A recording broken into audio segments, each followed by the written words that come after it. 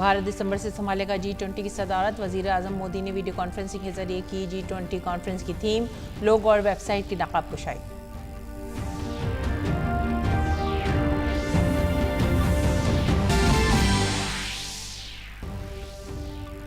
रूस के दौरे पर वजीर खारजा डॉक्टर एस जयशंकर। यूक्रेन जंग के बाद पहली बार भारतीय वजीर का दौरा।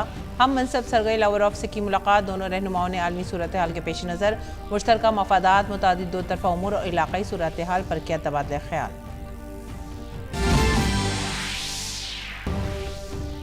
हिमाचल असेंबली इंतखाबात में बिलासपुर में बीजेपी लीडर अनुराग सिंह ठाकुर ने की रैली, जबकि योगी आदित्यनाथ की कुल्लू में हुई रैली। रविशंकर का कांग्रेस पर हमला, कहा पार्टी के बड़े लीडर इंतखाबी मुहिम से क्यों हैं दूर। वजीर आला जयराम ठाकुर ने कन्नौज का किया दौरा। कांग्रेस के नौमुंतखब सदर भी हिमाचल के दौरे पर। सेक्शन के खत पर बीजेपी का सियासी बयान, पूछा खत पर केजरीवाल की खामोशी का राज। नाम नेहाद सबूत पर बीजेपी ने दावे से कहा केजरीवाल भी नहीं है ईमानदार।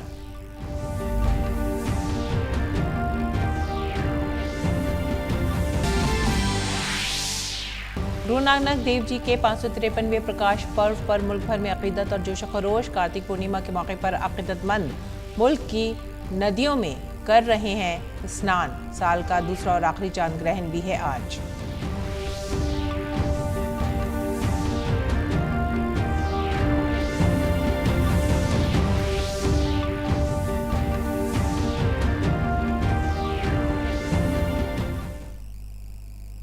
आदाब नाजरीन, उर्दू खबरों में आप सभी का खैर मकदम है। मैं हूं सादिया अलीम। नजर डालते इस वक्त की खास खबरों पर।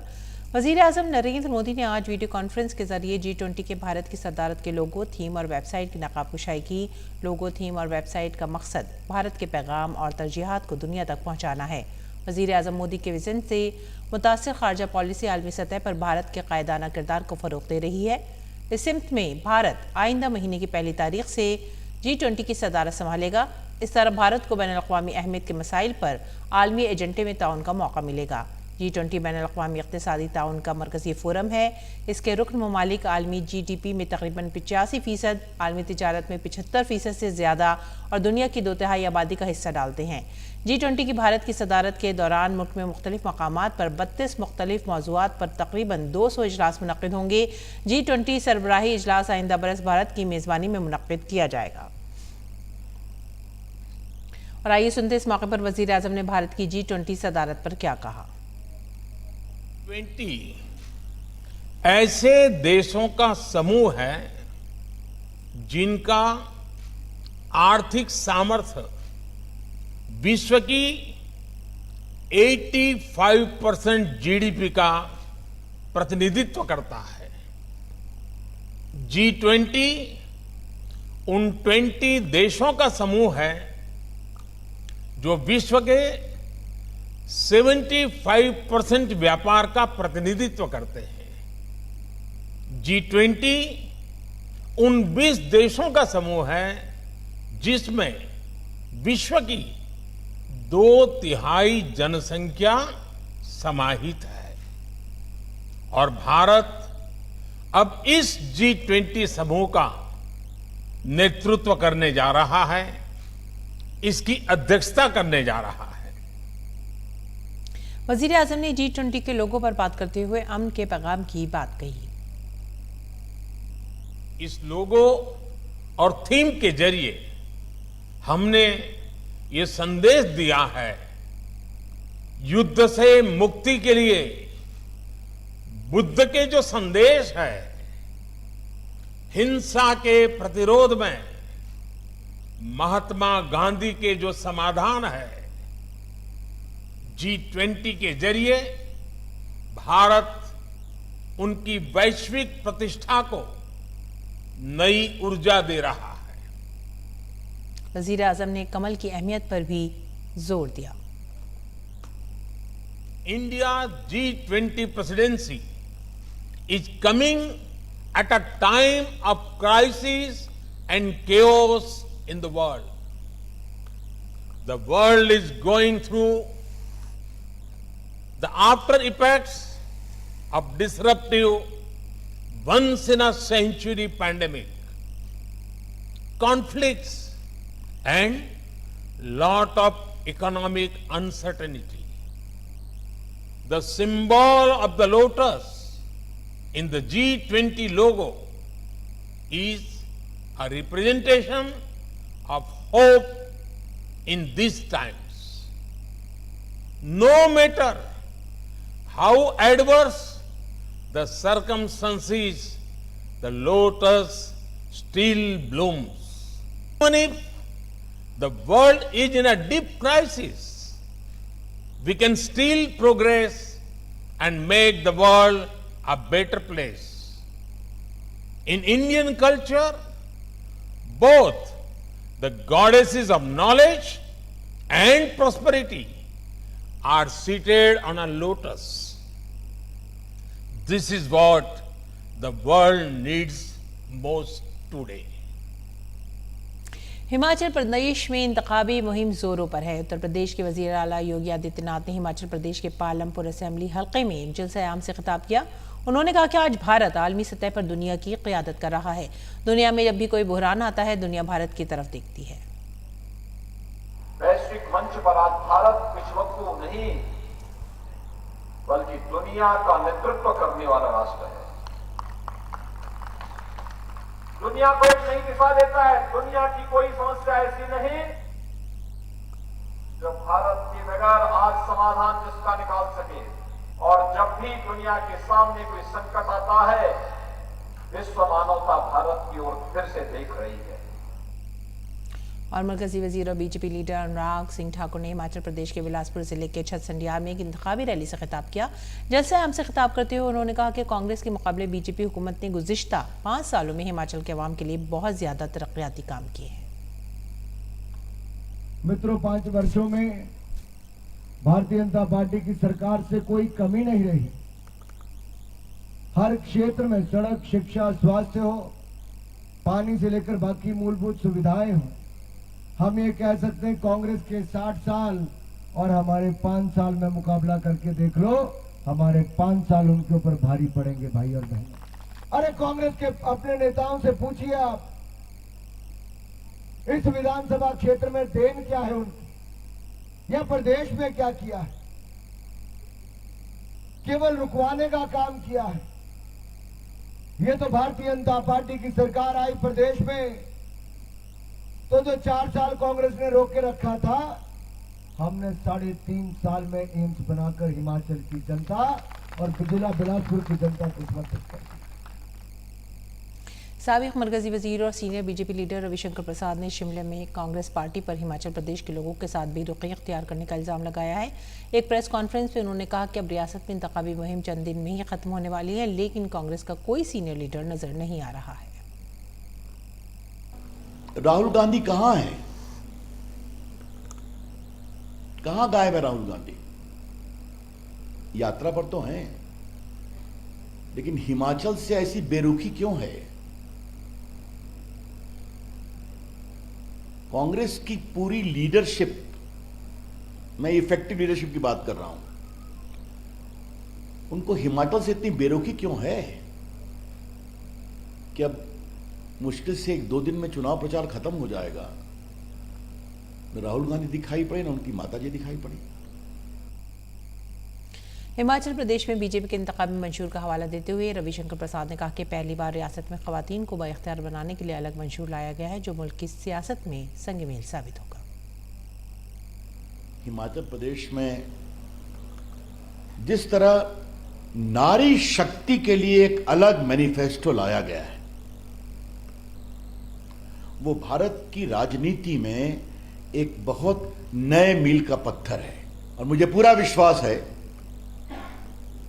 कि ये सोच देश भर में जाएगी कि हम देश की बेटियों के रूप में, हिमाचल प्रदेश की बेटियों के रूप में हमेशा उनके और विकास के लिए बड़ा काम करेंगे।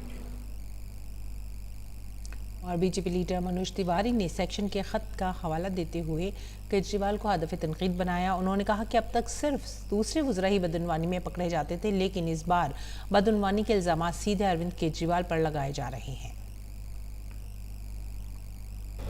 किस समय दिल्ली के मुख्यमंत्री अरविंद केजरीवाल पे अभी तक तो जो बातें आती थीं वो उनके किसी मंत्री के लिए आती थी, उनके किसी सहयोगी के लिए आती थी, उनके किसी विधायक के लिए आती थी।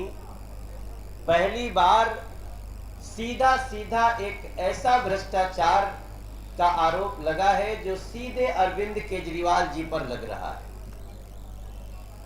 ऐसी स्थिति में जो जेल में बंद एक ठग है,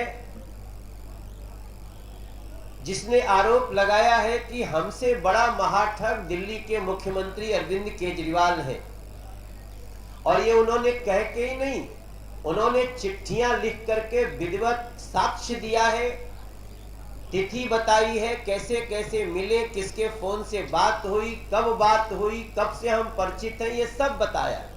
इसका जवाब आपको देना चाहिए। उन्होंने ये भी कहा कि तिहाड़ का इंतजाम दिल्ली हुकूमत के पास है, इसलिए सुकेश को धमकाने और खत लिखवाने के बारे में जो कुछ भी किया जा रहा है वो बेबुनियाद है। एक बड़ा सवाल उठता है कि आम आदमी पार्टी द्वारा ये कहा जाना कि ये चिट्ठियां कोई लिखवा रहा है, तो मैं पूछना चाहता हूं अरविंद केजरीवाल जी से और आम आदमी पार्टी के उन आरोपी मंत्रियों से कि जेल भी तुम्हारी,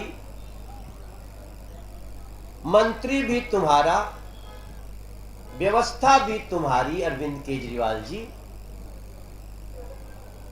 और तुम्हारा जेल मंत्री भी जेल में ही रह रहा है, जेल में ही है। ऐसे में और कौन ये कार्य कर सकता है? सिर्फ आरोपों पर चुप्पी मार लेने से या आरोप को डाइवर्ट करने से दिल्ली की जनता को संतोष नहीं हो रहा है। ये मामला बहुत बड़ी लूट का है। ज्ञानवापी मामले में वाराणसी की अदालत में आज होने वाली समाअत मुलतवी कर दी गई है। आज अदालत इस मामले पर अपना अहम फैसला सुनाने वाली थी कि क्या हिंदू फरीक को मस्जिद में पाए गए शिवलिंग के मुजस्मे की पूजा करने की इजाज़त होगी या नहीं। इस मामले की अब अगली समाअत 14 नवंबर को होगी। इस दिन सिविल जज senior division fast track court Hindu फरीक के 3 अहम मुतालबात पर फैसला सुनाएंगे। इनमें ज्योतिर्लिंग भगवान विश्वेश्वर के लिए फौरी तौर पर पूजा शुरू करने की इजाज़त, पूरे ज्ञानवापी कॉम्प्लेक्स को हिंदुओं के हवाले करना और ज्ञानवापी कॉम्प्लेक्स के अंदर मुसलमानों के दाखिले पर पाबंदी लगाने के लिए इजाज़त शामिल है। इससे कबल वाराणसी की एक अदालत ने मुबैना शिवलिंग की साइंसी तहकीकात की इजाज़त देने से इनकार कर दिया था।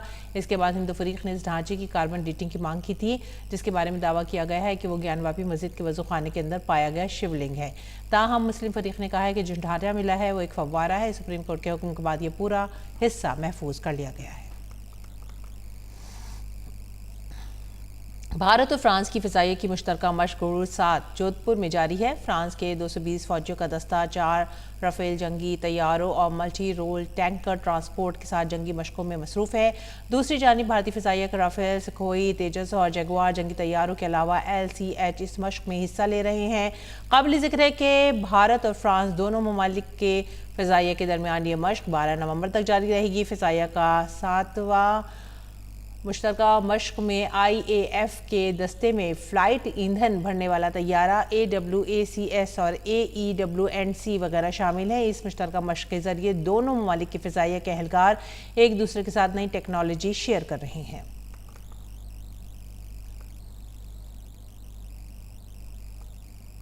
भारत आज से शुरू होने वाली मालाबार मशक़ के 26वें एडिशन में हिस्सा ले रहा है। जापान क्वाड ग्रुप के अरकान भारत, ऑस्ट्रेलिया, जापान और अमेरिका की बहरिया के साथ मालाबार मशक़ की मेज़बानी कर रहा है। भारत के 2 जंगी जहाज़ INS शिवालिक और कमोचा 18 नवंबर तक जापान के योकोसोका में होने वाली मालाबार मशक़ में हिस्सा लेकर अपनी ताकत का मुजाहरा करेंगे। मशक़ में 1HP जासूस तैयारा भी हिस्सा ले रहा है।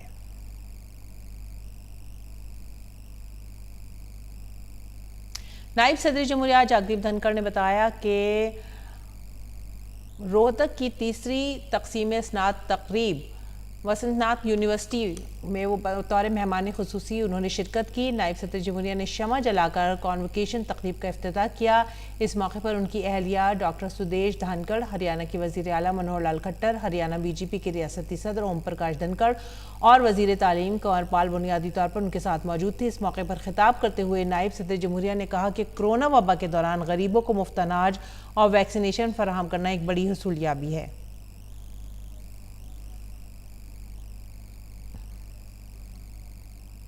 80 करोड़ से ज्यादा जनता को जो आज तक प्रक्रिया चल रही है, माननीय मुख्यमंत्री बताएंगे,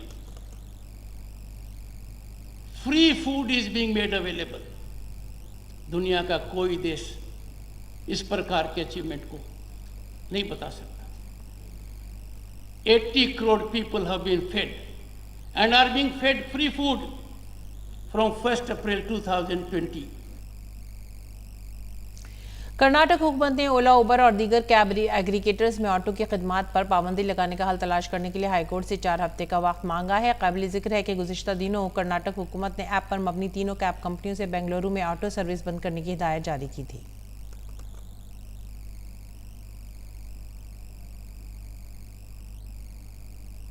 बिजली की वजारत ने इलेक्ट्रिक गाड़ियों की चार्जिंग की सहूलत के लिए नज़रसानी शुदा रहनुमा खतूत जारी कर दिए हैं। वजारत ने कहा है कि सेंट्रल इलेक्ट्रिसिटी अथॉरिटी के तहत एक कमेटी रियासती हुकूमत को सर्विस चार्ज की हद मुकर्रर करने की तजवीज़ देगी। वजारत कोयला ने वाज़ेह किया कि तवानाई शोबे को कोयले की सप्लाई की बाकायदगी से निगरानी की जा रही है। रवां बरस 31 अक्टूबर तक घरेलू कोयले से चलने वाले पावर प्लांट में कोयले का क्लोजिंग स्टॉक 25.6 मिलियन टन था, जो कोविड साल को छोड़कर अक्टूबर के महीने में अब तक का सबसे ज़्यादा है। काबिल ज़िक्र है कि तवानाई शोबे में कोयले की घरेलू सप्लाई गुज़िश्ता बरस इसी मुद्दत के मुकाबले में 12% ज़्यादा है, जो कि किसी भी माली साल के पहले 7 महीनों के मुकाबले में सबसे ज़्यादा सप्लाई है। दूसरी तरफ कोयले की घरेलू पैदावार गुज़िश्ता साल के मुकाबले में 18% ज़्यादा है। कैप्टिव कोल ब्लॉक्स के रवां बरस के पहले 7 महीनों में 58.6 मेट्रिक टन कोयला पैदा किया गया, जो कि गुज़िश्ता साल की इसी मुद्दत के मुकाबले में 37.5% ज़्यादा है। वज़ीर ख़ारजा डॉक्टर एस जयशंकर ने आज मॉस्को में रूसी वज़ीर ख़ारजा सरगई लावरोव के साथ बातचीत की। दोनों ममालिक के वज़राए ख़ारजा के दरमियान दो तरफ़ा ताल्लुक़ात और बैनुल-अक़वामी उमूर पर तबादला ख्याल हुआ। दोनों रहनुमाओं के दरमियान होने वाली बातचीत में तिजारत, सरमायाकारी, ट्रांसपोर्ट, लॉजिस्टिक, बाहिमी अदायगियों में कौमी करेंसी के इस्तेमाल और आर्कटिक खित्ते और मशरिक़ बईद रूस में तवानाई के शोबे के मंसूबों पर तवज्जो मरकूज़ की गई। जयशंकर अपने दौरे के दौरान रूस के नायब वज़ीर आज़म और वज़ीर तिजारत और सनत डेनिस मोंतोरोव से भी मुलाकात करेंगे। सदर पुतिन की तरफ से भारतीयों की तारीफ करने के बाद वज़ीर ख़ारजा जयशंकर हालिया दिनों में रूस का दौरा कर रहे हैं। पुतिन ने वज़ीर आज़म नरेंद्र मोदी को सच्चा मुहिब वतन करार दिया।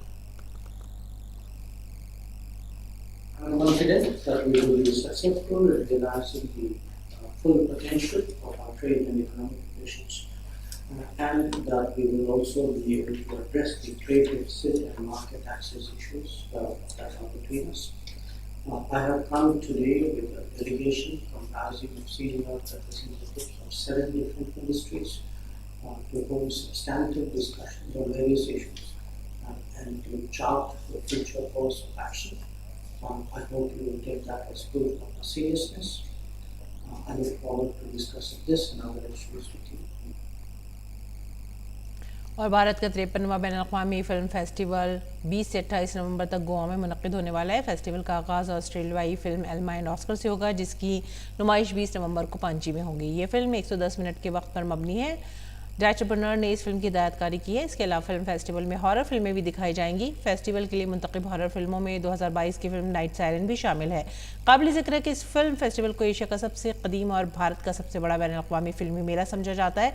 बैनुल-अक़वामी फिल्म फेस्टिवल में भारत और दुनिया भर की बेहतरीन फिल्मों की नुमाइश की जाती है।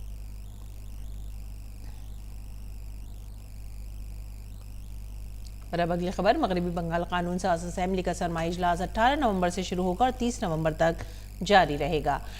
स्पीकर असेंबली आइंदा हफ्ते ऑल पार्टी इजलास और पब्लिक अकाउंट्स कमेटी का इजलास मुनक़्क़िद करेंगे। रियासती पार्लिमानी उमूर के वजीर शुभेंदु चट्टोपाध्याय ने कहा है कि 16 नवंबर को पब्लिक अकाउंट्स कमेटी की मीटिंग के बाद ऐवान में पेश किए जाने वाले बिलों या तजावीज़ पर फैसला किया जाएगा।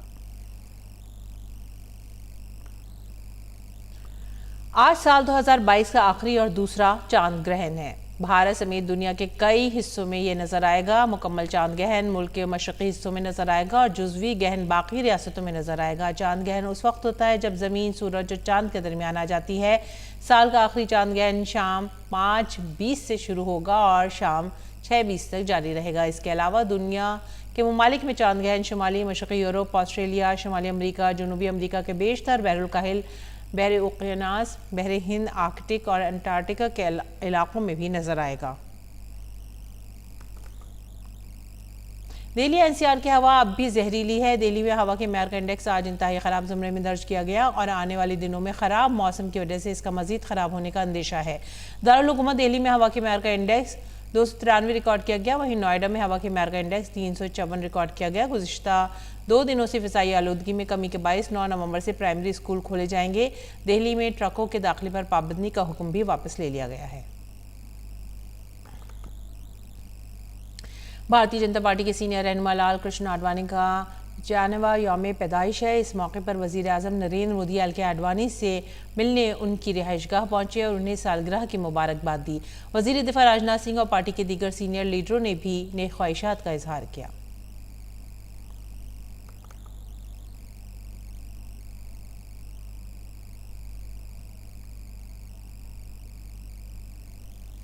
मुल्क भर में आज गुरु नानक देव जी की 553वीं जयंती मजहबी अकीदत और एहतराम के साथ मनाई जा रही है। हर साल कार्तिक माह में शुक्ल पक्ष की पूर्णिमा तिथि को गुरु नानक देव जी की जयंती गुरु पर्व और प्रकाश पर्व के तौर पर मनाई जाती है।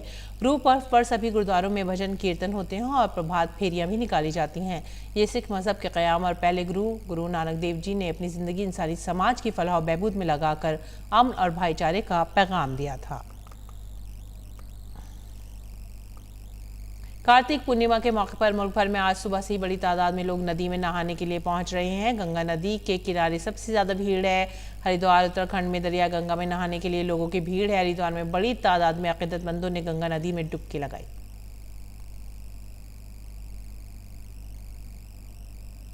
गढ़मुक्तेश्वर उत्तर प्रदेश में कार्तिक पूर्णिमा के मौके पर अकीदतमंदों ने गंगा नदी में स्नान किया। वाराणसी में भी कार्तिक पूर्णिमा के मौके पर गंगा के घाट पर अकीदतमंदों की भीड़ देखी गई।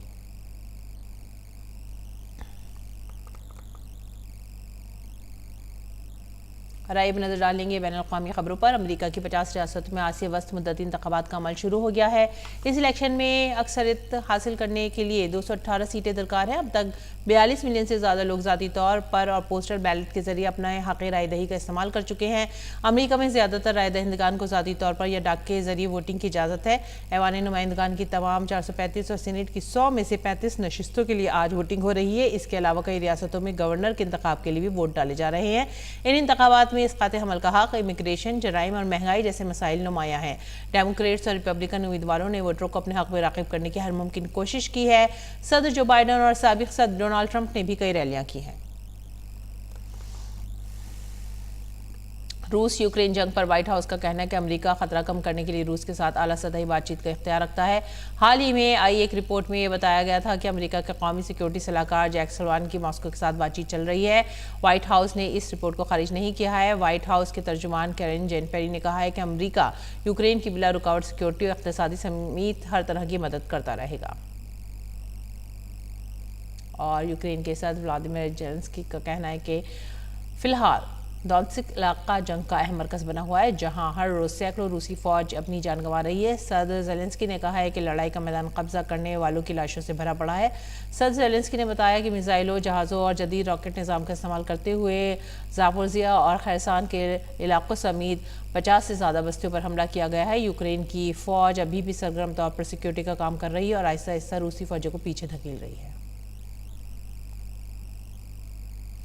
खेल की खबरों में रोहित शर्मा के जख्मी होने की खबर मंगल की सुबह आईसीसी T20 वर्ल्ड कप के सेमीफाइनल से कबल टीम इंडिया के कैंप से आई। वो एडिलेड में नेट पर बैटिंग करते हुए इंजरी का शिकार हुए, जिसके बाद उन्हें दर्द से कराहते हुए देखा गया, लेकिन खुशकिस्मती से चोट ज्यादा गहरी नहीं थी। टीम के तिब्बी अमले ने रोहित शर्मा की चोट का नोटिस लिया और रोहित को दोबारा नेट में बल्लेबाजी की मशक करते हुए देखा गया। काबिल जिक्र है कि भारत और इंग्लैंड के दरमियान सेमीफाइनल मैच 10 नवंबर को एडिलेड में खेला जाएगा। T20 वर्ल्ड कप 2022 में रोहित शर्मा शायद इस फॉर्म में नजर नहीं आए जिसके लिए वो अक्सर जाने जाते हैं, लेकिन उनकी कप्तानी भारतीय टीम के लिए हैरतअंगेज काम करती हुई नजर आ रही है। इस महीने कतर में मुनक़िद होने वाले फीफा आलमी कप के लिए ब्राज़ील ने अपनी टीम का ऐलान कर दिया है। जख्मी रॉबर्टो और फिलिप को टीम का हिस्सा नहीं बनाया गया है। ब्राज़ील के कॉस्टेंटे ने नेमार में 39 साल तजर्बेकार डैनी आल्वेज की क़यादत में टीम के साथ छठे टाइटल के लिए वर्ल्ड कप स्क्वाड का ऐलान किया है। ब्राज़ील रिकॉर्ड छठा वर्ल्ड कप जीतने का मजबूत दावेदार है, क्योंकि इसके पास नौजवान खिलाड़ियों से भरी अच्छी टीम है और इस टूर्नामेंट में अच्छा मुजाहरा करने के लिए वो तैयार है।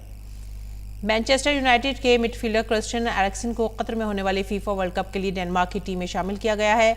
30 साल एरिक्सन गुज़िश्ता साल फिनलैंड के खिलाफ यूरो 2020 के मैच के दौरान गिर गए थे और उन्हें पिच पर जान बचाने वाला इलाज दिया गया था, जिसकी वजह से वो काफ़ी अरसे से मैदान से दूर थे। डेनमार्क ने 26 रुकनी टीम में से 21 खिलाड़ियों को नामजद किया है। बाकी 5 खिलाड़ियों के नामों का ऐलान जल्द किया जाएगा।